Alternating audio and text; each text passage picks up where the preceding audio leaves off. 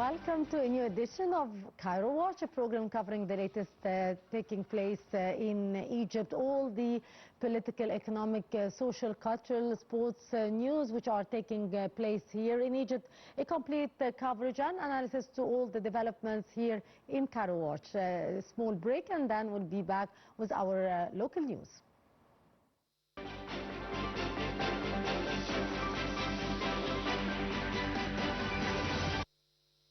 Welcome back. Prime Minister Mustafa Madbouli began an inspection tour of several private sector, agricultural and livestock production projects across Giza and Al Bahira governorates on Wednesday. Accompanied by Minister of Agriculture and Land Reclamation Ala Farouk, Prime Minister Madbouli emphasized that the state, under the leadership of President Abdel Fattah Sisi, prioritized food security and rural development, actively encouraged the private sector investment to boost local production, curb imports and drive sustainable economic growth. For his part, Minister Farouk highlighted Egypt's integrated strategy to modernize the livestock farms through genetic improvement, modern breeding techniques and public-private partnerships to stabilize local market prices for meat and dairy products.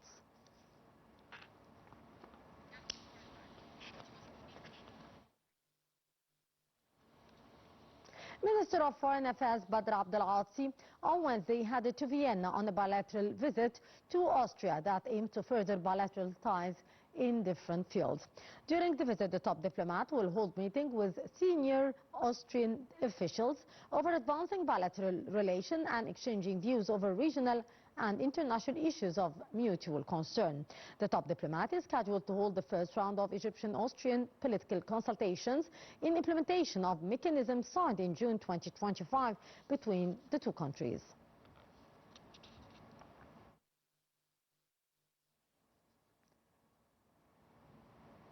And a fresh Egyptian aid convoy is entering Gaza via the branch gate at the Rafah land port on Wednesday.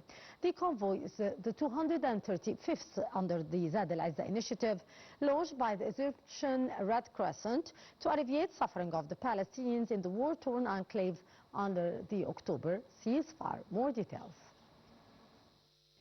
Egypt has continued its humanitarian efforts to support the Palestinian people, dispatching a new aid convoy to the Gaza Strip carrying a wide range of essential relief supplies. Organized by the Egyptian Red Crescent, the convoy included food parcels, flour, medical supplies, medicines and relief materials, in addition to fuel needed to help operate hospitals and other vital facilities inside the enclave. The assistance also included clothing and tents to provide shelter for families affected by the ongoing crisis. Since the beginning of the conflict, the Egyptian Red Crescent has maintained a continuous presence along the border, coordinating humanitarian operations and mobilizing thousands of volunteers to facilitate the delivery of life-saving assistance. Through its logistical hubs, Egypt has continued to support relief efforts aimed at addressing the urgent humanitarian needs of civilians in Gaza. The latest convoy comes as humanitarian organizations continue to stress the importance of ensuring safe, sustained and unhindered access for aid to reach those most in need.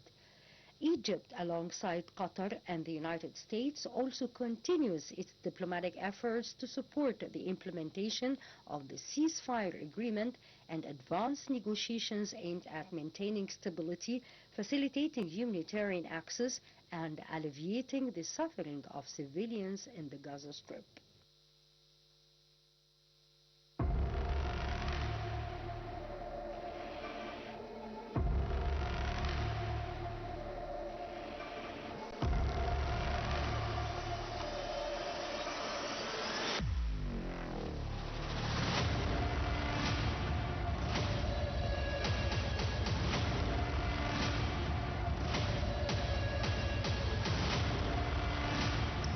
There where millions wait.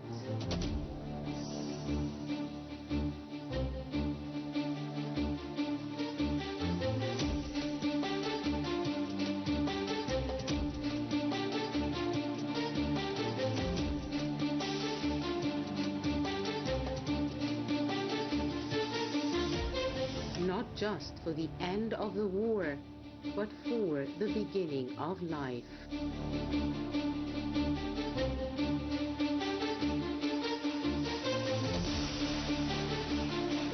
Gaza, they are not just numbers, they are stories.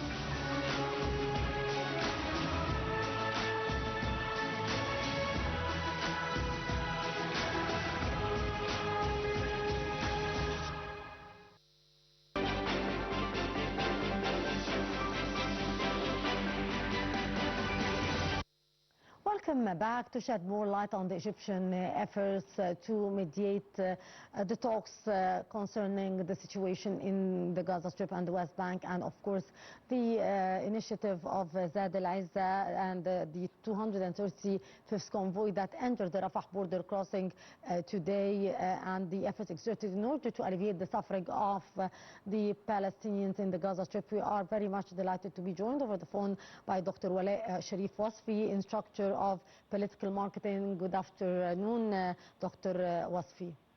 Good afternoon, Ms. Maheshti, and good afternoon to Cairo Watch audience. Thank you so much for joining us, Dr. Wasfy. Doctor, of course, Egypt is always exerting great efforts in order to help our brothers in the Palestinian territories and in the Gaza Strip. How do you evaluate our role as mediators here, and how our efforts as mediators is trying to bridge the deep security and political gaps to secure milestones such as landmark ceasefire, as well as, of course, trying also to alleviate the suffering on our brothers and sisters in the Palestinian territories and in the Gaza enclave? Let me tell you, by the meeting of the Ambassador Ahmed Abu Zaid reviewed Egypt's ongoing efforts to follow up implementation of Gaza peace plan through various stages. Such as the following, I'll tell you in 2 points. Number one, Egypt's diplomatic plan in supporting Gaza positively. Egypt participates in the Palestinian donors group in ministerial meetings. Also, Egypt meditates for the case fire. Egypt regionally and internationally diplomatic has a great influence. Number two, the European Union versus the new initiative in Gaza, the significance of international collaboration in reconstruction of Gaza, and let's say more early recovery versus reconstruction. The priority goes to the healthcare, education, water, electricity, and housing. And we can say more humanitarian situation in Gaza Strip right now, access to food, medication, and clean water and shelters, and the urgent need for restoring essential public life service. Hello? Yes, I'm with you, Dr. Wala. Dr. Wala, in what ways did the historic, of course, Sharm el-Sheikh Peace Summit demonstrate the strength of the national diplomacy in trying to rally support and international consensus around a sustainable peace framework? By implementing the reform agenda, the Palestinian Authority reform agenda, by progressing in the institutional and governmental reform. We have to focus on governmental reform of Palestine, international expectation also strengthening for Palestinian institutions. So we have to focus for the future of the role of the Palestinian, especially the authority in Gaza. And also Egypt's vision for peace and stability in Palestine. Egypt supports in a very comprehensive way the peace process by the importance of the regional security. Diplomatically, effort is prevent any more war to happen in Gaza anymore. And we seek for the future of Gaza the role of National Committee for Gaza Administration and the transitional of the responsibility to Palestinian Authority. And we also face a lot of challenges facing post-conflict governments and institutions for Palestine in general. Dr. Wasfy, what are the key pillars of the nation's comprehensive multi-billion-dollar reconstruction plan for the Strip, and how does it prioritize early recovery and the restoration of the essential services? And of course, we have seen the Egyptian organization inside the Strip doing a great effort on the other side in order to try to help our brothers and sisters across the border. That will happen between the collaboration between Egypt and international donors. And the international donors and their responsibility financially especially, by having financial committees of donors of more than one country, and the accountability and transparency in the reconstruction of the project, by ensuring aid reaches to reach each Palestinian in an effective way. Regionally and international security implementation as risk and conflict, we have to be watched, and also important to be coordinated internationally in a diplomatic way. On the other hand, we have to focus only also on the economical side, the economical impact of Gaza recovery. It's very important to focus on, especially the opportunity of rebuilding of the infrastructure, creating jobs for Palestinians, the role of international investment and development agencies in Palestine. Economically, we have to focus on that point very well. The future, and we can talk also about the future of the prospects for peace. If the current diplomatic efforts lead to lasting peace, we seek for lasting peace in Gaza. The responsibility of regional and global actions too. And we have to build confidence between all parties for sustainable stability. Dr. Wasfy, how has the continuation of mobilization of hundreds of relief convoys through the National Egyptian Red Crescent demonstrated the unwavering humanitarian commitment to the people of the Strip? And of course, today we are witnessing the 235th convoy of Zad al-Izza entering the sub-gates of the Rafah border crossing. Humanitarian situation in Gaza Strip right now, we have to make through Rafah access to food, medication, and clean water and shelter. It's an essential for public life service, so we have to focus that those pass through Rafah safe and sound. Indeed. Yes, go ahead, Dr. Walid. And I would like to tell you, on the other hand, I would like to tell you also about the Palestinian people, solidarity with the Egyptian people during the World Cup. It was very emotional connection between the Palestinians and Egypt, and reflects the power of sports in politics. That is very important, that the power of people is very important, that reflects the power of two different countries. That was seen through social media and public reaction. It was very clear. Yes, indeed. And we have seen the Egyptian coach, of course, Hossam Hassan, carrying the Palestinian flag and talking about the Palestinian issue after winning his games there. Yes, and this extremely represents how solid the two peoples, Palestinians and Egyptians, are emotionally connected. Indeed. In what ways has the Egyptian state successfully balanced the critical imperative of delivering massive amounts of humanitarian aid with the vital necessity of preserving the strict border security and sovereignty? Sorry? Of course, we are entering hundreds of humanitarian aid convoy to the Rafah border crossing and entering the Gaza Strip. How we are doing this with preserving our security and stability and sovereignty?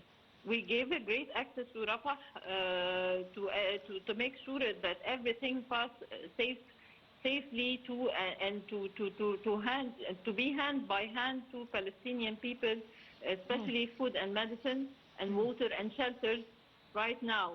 and for public and insisting on restoring essential public service more than public service should be delivered hand by hand to Palestinian people through Rafah. Indeed. Dr. Wala Sherif Wasfy, instructor of political marketing, thank you so much for being our guest for this afternoon. And our program will go to a short break, and after that we'll be back to resume our segments in Cairo Watch.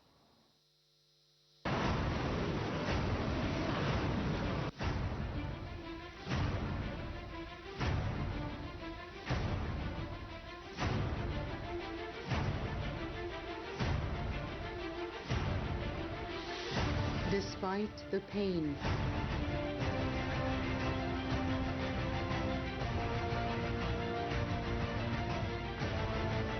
life hasn't stopped.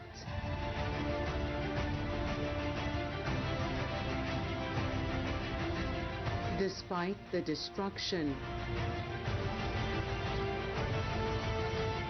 there are those who plant hope.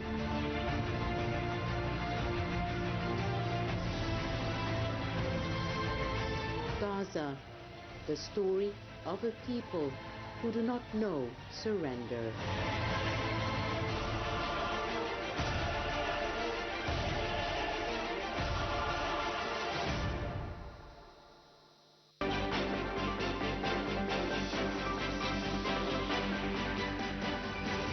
And welcome back. Egypt denounced the Iranian attacks against sites inside Kuwait, Bahrain and Jordan territories, describing these attacks as violation of the three Arab countries' sovereignty. A foreign ministry statement described the Iranian acts as dangerous escalation that would deepen tensions in the region. A foreign ministry statement reiterated Cairo's full solidarity with the fellow Arab countries and support to any measures they take to preserve their security, stability and territorial integrity. This statement voiced Egypt's categorical rejection of all acts that would further expand conflict or endanger regional security and stability.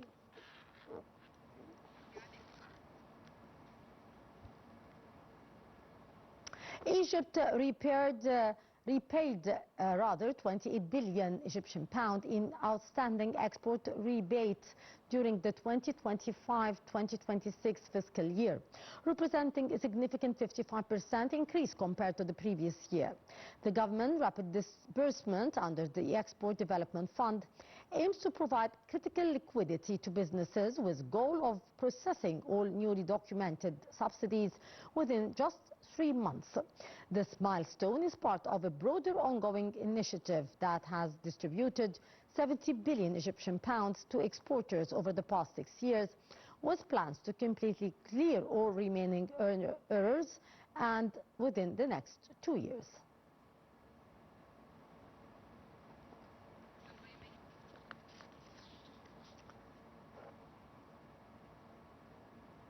Precious metal investment funds have experienced a powerful surge, with total assets climbing to 9.35 billion pounds by the end of June, following a wave of 40,000 new subscribers this quarter. Local retail savers make up 71% of this growing base, with young citizens under 40 driving more than 70% of the total investment, while gold continues to anchor the market with 9.2 billion pounds.